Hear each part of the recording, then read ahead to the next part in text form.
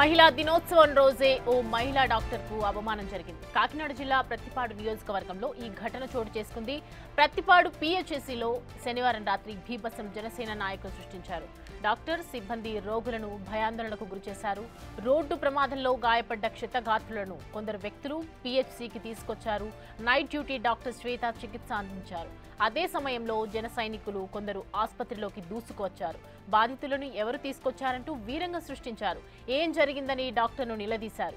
వివరాలను తమ పార్టీ నాయకుడికి చెప్పాలని డాక్టర్పై ఒత్తిడి చేశారు.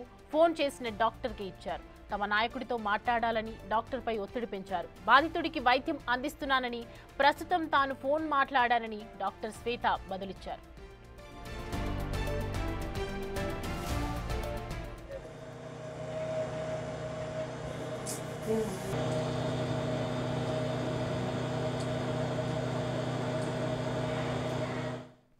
ఈ ఘటన జరిగిన కాసేపటికే ప్రత్తిపాడు జనసేన పార్టీ ఇన్ఛార్జ్ వరపుల తమ్మయ్య బాబు ఆసుపత్రికి చేరుకున్నారు.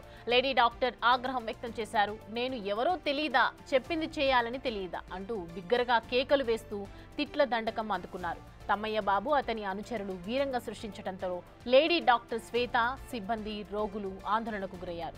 వీడియో తీస్తున్న సిబ్బంది నుంచి ఫోన్ లాక్కొని బలవంతంగా వీడియోలను డిలీట్ చేశారు. ఆ సమయంలో అక్కడే ఉన్న పోలీసులు ప్రేక్షక పాత్ర వహించారనే ఆరోపణలు వస్తున్నాయి. మరోవైపు తనపై జరిగిన దాడిని కలెక్టర్కు ఫిర్యాదు చేసేందుకు డాక్టర్ శ్వేత సిద్ధమయ్యారు.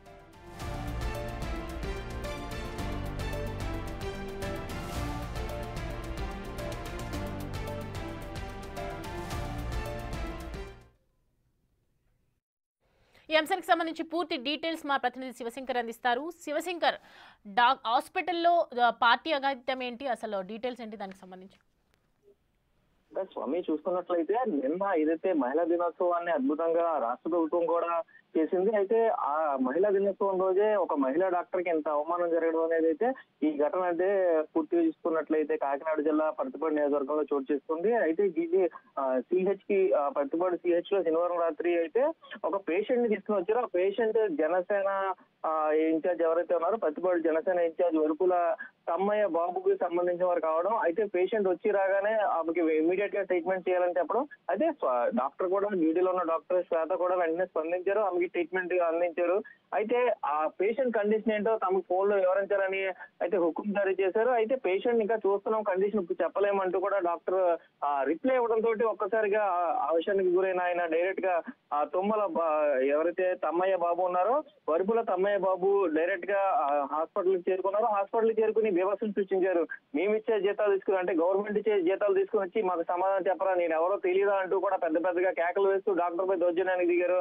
అయితే ఈ నేపథ్యంలో చూసుకున్నట్లయితే పూర్తిగా మేము వైద్యం అందించాము, రాగానే మేము రెస్పాండ్ అయ్యాం, మా మీద ఎందుకు మీరు కేకలు వేస్తున్నారు అంటూ కూడా డాక్టర్ కూడా కొంత వారించే ప్రయత్నం చేశారు. అయితే చికిత్స అందించినా కూడా నేను ఎందుకు మాట్లాడాలి, ఎందుకు నన్ను తిడుతున్నారంటూ ప్రశ్నించడంతో ఆయన ఆవేశంతో ఊగిపోయారు.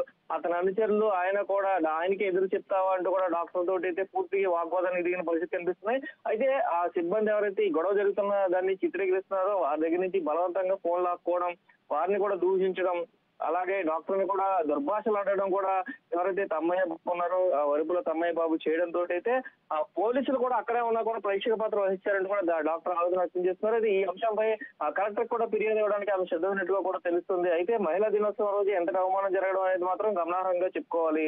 Soumya, thanks for the update Shivshankar.